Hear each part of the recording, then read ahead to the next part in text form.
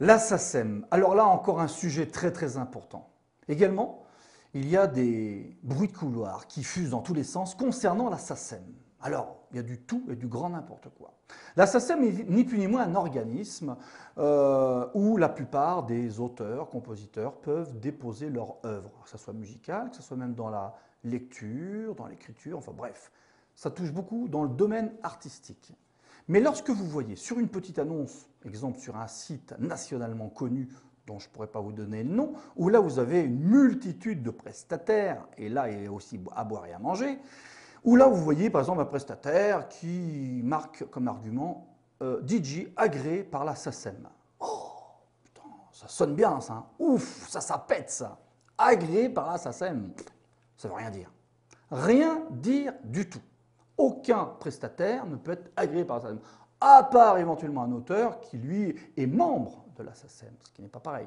Mais par contre, agréé par la DJ, agréé, ça sonne bien, ça fait bien, ça rassure le client. C'est complètement bidon. Voilà. Donc la SACEM, vous, en tant que particulier, vous n'avez pas à la payer. C'est-à-dire qu'à partir du moment où vous organisez une soirée privée, mariage, anniversaire, à partir du moment où il n'y a pas de recette, vous ne faites pas payer d'entrée, eh bien, il y a une tolérance de la part de la SACEM où là, on ne paye en aucun cas, on est exonéré de exonéré de taxes.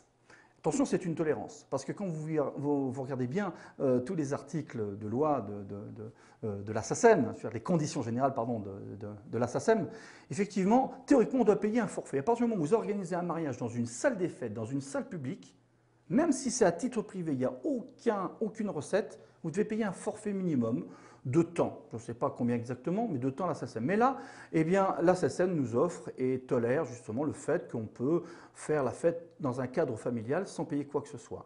À partir du moment où vous organisez à titre public, vous organisez un repas dansant, et là où vous allez faire des recettes. Vous allez payer, même à partir du moment où vous faites payer le vestiaire, les consommations, vous faites payer, il y a une recette, même 1 € de recette, vous devez payer de la SACEM. Donc il faut faire une déclaration au préalable, au niveau de la SACEM de votre localité, en leur disant voilà, je vais faire un repas dansant, nous sommes l'association Toin-Toin, on va organiser telle soirée à la salle des fêtes de Toin-Toin, et là, ils vous envoient tout un dossier avec des musiques à remplir, etc., etc.